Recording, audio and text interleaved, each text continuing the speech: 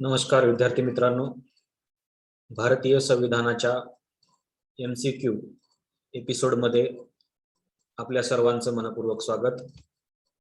या एपिसोड मध्ये आपण एकूण 10 प्रश्नावरती चर्चा करणार आहोत, जे प्रश्न MPSC आणि UPSC साठी अतिशय महत्त्वाचे आहेत।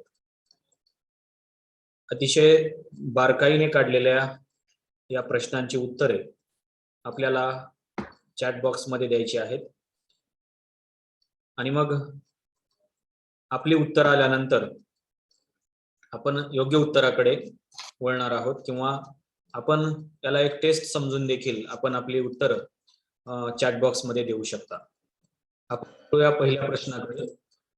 आपला जो पहिला प्रश्न आहे तो आहे, मार्गदर्शक तत्वे ही 2 जानेवारीला मोडली जाणारी नव्या वर्षाची शपथ आहे असे कोणी म्हटले आहे? प्रश्न पुन्हा एकदा ऐका। मार्गदर्शक तत्वे ही 2 जानेवारीला मोडली जाणारी नव्या वर्षाची शपथ आहे असे कोणी म्हटले आहे? आपल्याकडे 4 ऑप्शन्स आहेत। एक आहे MC सेटलवाड, दुसरा आहे नसीरुद्दीन अहमद, तिसरा आहे के सुब्बाराव आणि चौथा आहे नानी पालखीवाला। चला फटाफट चॅट बॉक्स मध्ये या। प्रश्न व्यवस्थित वाचा।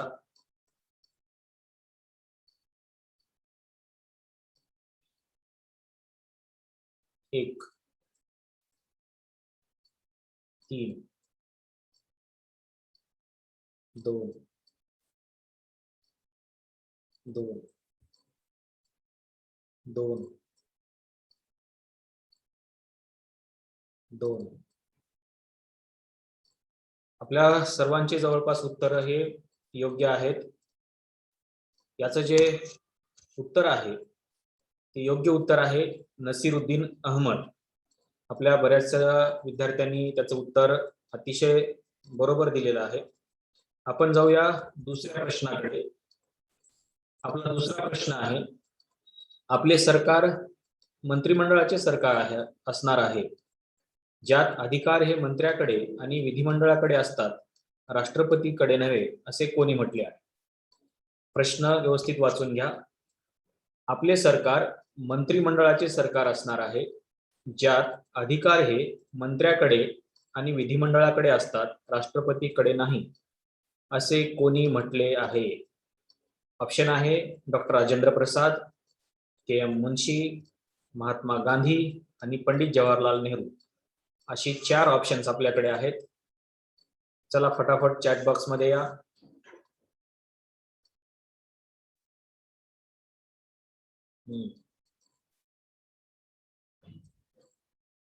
चार, 1, 4,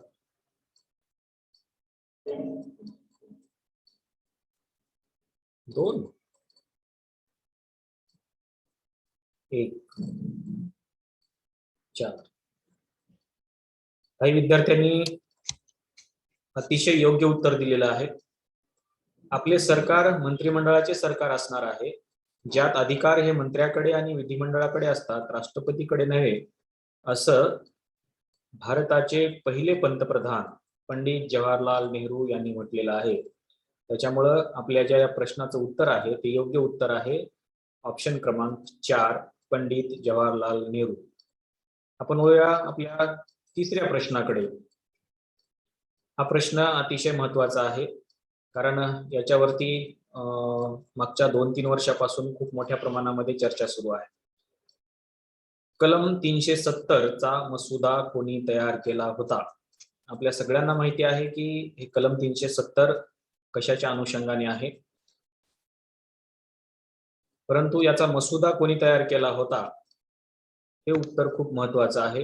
याच्यामध्ये 4 ऑप्शन्स आपल्याला आहेत। एक आहे पंडित जवाहरलाल नेहरू, दुसरा आहे डॉक्टर राजेंद्र प्रसाद, तिसरा आहे डॉक्टर आंबेडकर आणि चौथा आहे गोपालस्वामी अय्यंगार। बघा,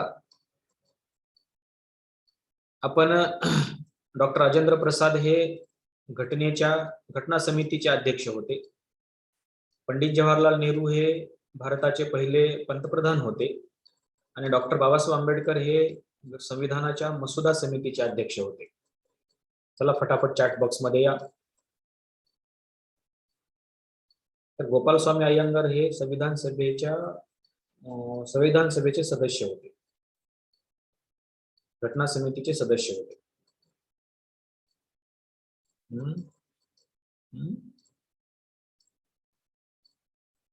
दोन कस काय?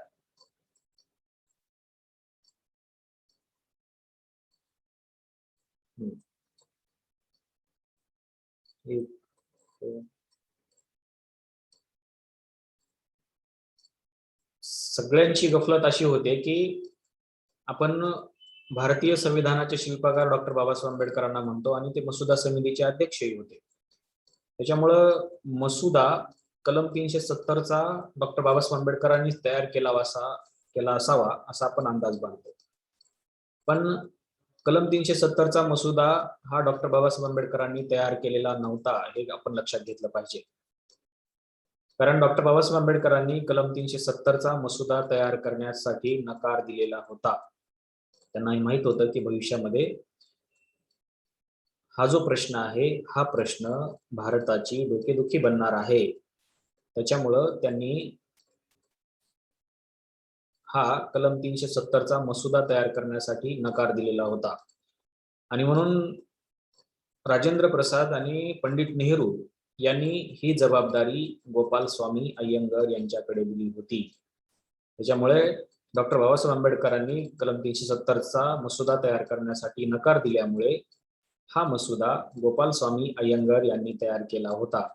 त्याच्यामुळे आपलं जे योग्य उत्तर आहे ते उत्तर आहे ऑप्शन क्रमांक 4 गोपालस्वामी अय्यंगार. आपण पुढच्या प्रश्नाकडे वळूया. खालीलपैकी कोणाची राष्ट्रपती पदावर बिनविरोध निवड झाली होती? बघा आपल्या समोर जे सगळे ऑप्शन्स आहेत त्या ऑप्शनला व्यवस्थित वाचा. डॉक्टर राजेंद्र प्रसाद, झाकीर हुसेन, अब्दुल कलाम, नीलम संजीव रेड्डी या चारही राष्ट्रपतींची नावं आपल्या समोर आहेत. प्रश्न व्यवस्थित वाचा. खालीलपैकी कोणाची राष्ट्रपती पदावर बिनविरोध निवड झाली होती? म्हणजे त्यावेळेस निवडणूकच घेण्यात आलेली नव्हती किंवा निवडणूक झाली नाही, बिनविरोध निवड करण्यात आलेली आहे. चला चॅट बॉक्स मध्ये या फटाफट. राजेंद्र प्रसाद,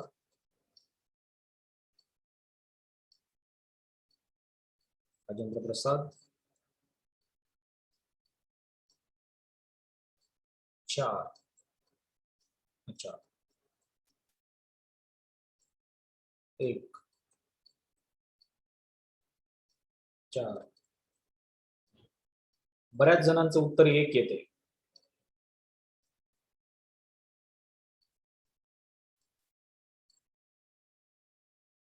तर याचं जे योग्य उत्तर आहे, प्रश्न व्यवस्थित वाचा. हा प्रश्न बऱ्याच वेळेस सेटनेटच्या परीक्षेला विचारला गेलेला आहे आणि MPSC ला देखील हा प्रश्न विचारला गेलेला आहे. खालीलपैकी कोणाची राष्ट्रपती पदावर बिनविरोध निवड झाली होती? याचं योग्य उत्तर आहे नीलम संजीव रेड्डी. त्यावेळेस निवडणूक झाली नाही, त्यांची निवड ही बिनविरोध झालेली आहे. त्याच्यामुळं याचं जे योग्य उत्तर आहे ते आहे ऑप्शन क्रमांक 4. 1977 ला त्यांची निवड राष्ट्रपती पदावर झाली होती. त्याच्यामुळं याचं जे योग्य उत्तर आहे ते आहे नीलम संजीव रेड्डी. डॅश डॅश हे पंतप्रधान म्हणून निवडलेले राज्यसभेचे सदस्य होते. इंदिरा गांधी, इंद्रकुमार गुजराल, मनमोहन सिंग आणि चौथा ऑप्शन आहे वरीलपैकी सर्व. बघा राज्यसभेचे सदस्य आपल्याकडे सहसा पंतप्रधान म्हणून निवडले जातात. यापैकी असे कोणते सदस्य आहेत ज्यांनी लोकसभेची निवडणूक लढवलेली नाही परंतु ते राज्यसभेचे सदस्य म्हणून निवडले गेलेले आहेत आणि राज्यसभेचे सदस्यत्व प्राप्त करून ते पंतप्रधान झालेले आहेत? 1 3 1 3 3 4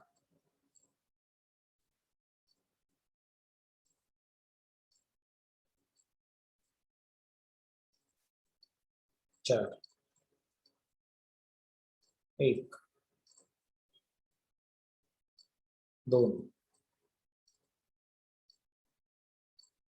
बघा, इंदिरा गांधी, इंद्रकुमार गुजराल आणि मनमोहन सिंह हे जे सर्वच पंतप्रधान आहेत, हे सर्वच काय आहेत? राज्यसभेचे सदस्य होते आणि राज्यसभेचे सदस्यत्व मिळून हे सर्वजण पंतप्रधान झालेले होते. त्याच्यामुळे याचं जे ऑप्शन आहे ते आहे वरीलपैकी सर्व. पंतप्रधानाच्या शपथेचा नमुना कितव्या अनुसूचीमध्ये देण्यात आलेला आहे? प्रश्न व्यवस्थित वाचा. पंतप्रधानाच्या शपथेचा नमुना संविधानाच्या कितव्या अनुसूचीमध्ये देण्यात आलेला आहे?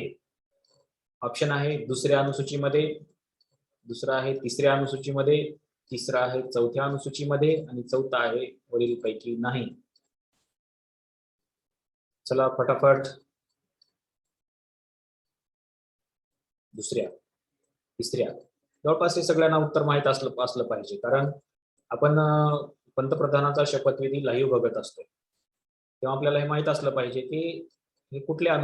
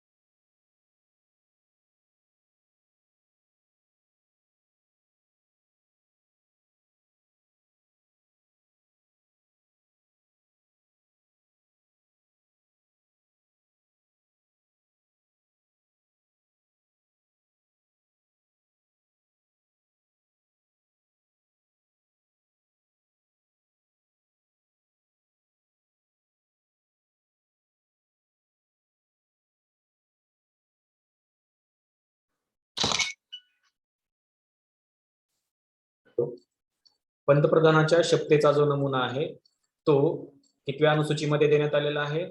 तर तो तिसऱ्या अनुसूचीमध्ये देण्यात आलेला आहे. याचं योग्य जे उत्तर आहे ते आहे तिसऱ्या अनुसूचीमध्ये, ऑप्शन क्रमांक 2.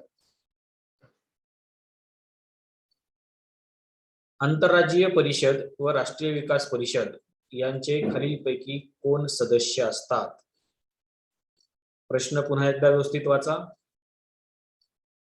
आंतरराज्यीय परिषद व राष्ट्रीय विकास परिषद यांचे खालीलपैकी कोण सदस्य असतात? ऑप्शन आहे राज्यपाल, 2 नंबरचा ऑप्शन आहे राष्ट्रपती, 3 नंबरचा आहे मुख्यमंत्री आणि 4 नंबरचा आहे राज्याचे मुख्य सचिव. चला फटाफट उत्तर द्या. थोडासा नेटचा प्रॉब्लेम येतो आहे. आवाज येत नसेल तर मला चॅट बॉक्स मध्ये सांगा. आंतरराज्यीय परिषद व राष्ट्रीय विकास परिषद यांचे खालीलपैकी कोण सदस्य असतात, असा आपला प्रश्न आहे. Okay okay.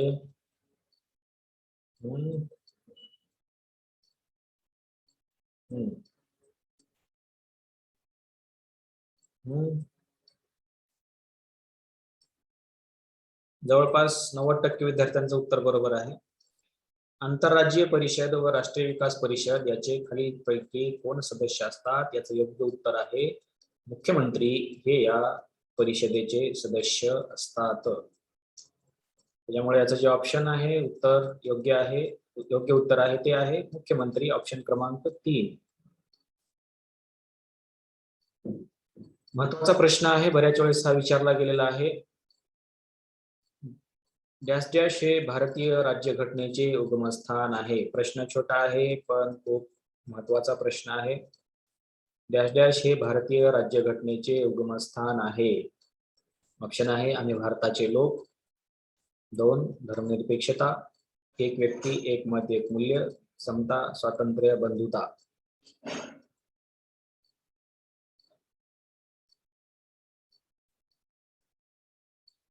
बऱ्याच वेळेस हा प्रश्न विचारला गेलेला आहे वेगवेगळ्या परीक्षेमध्ये. बरोबर, जवळपास सगळ्याच उत्तर हे बरोबर आहे.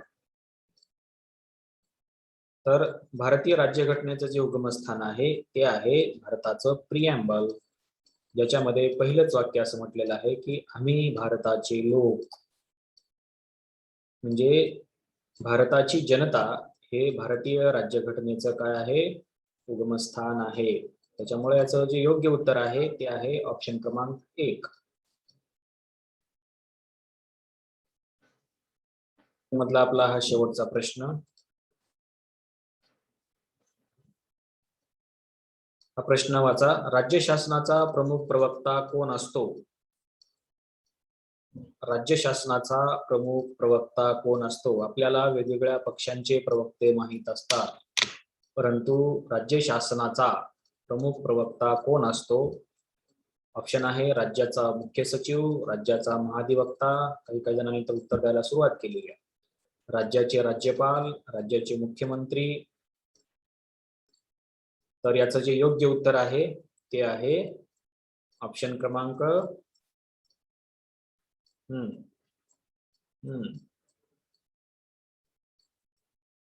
राज्यपाल कसा काय प्रवक्ता असेल? राज्यपाल कसे काय प्रवक्ते असू शकतात?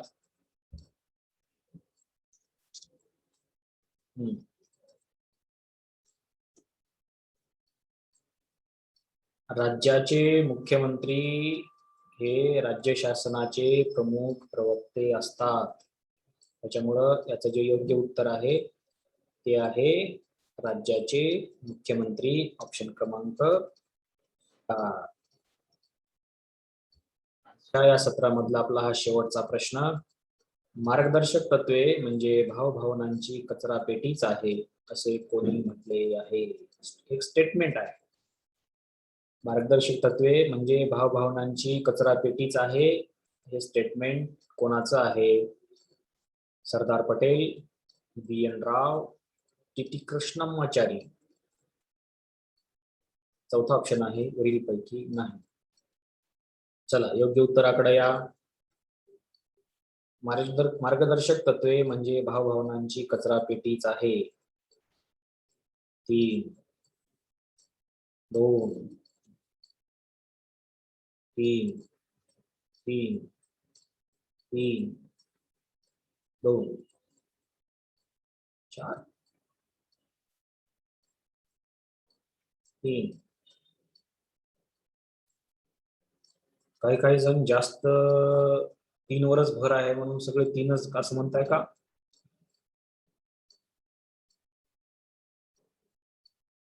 ओके,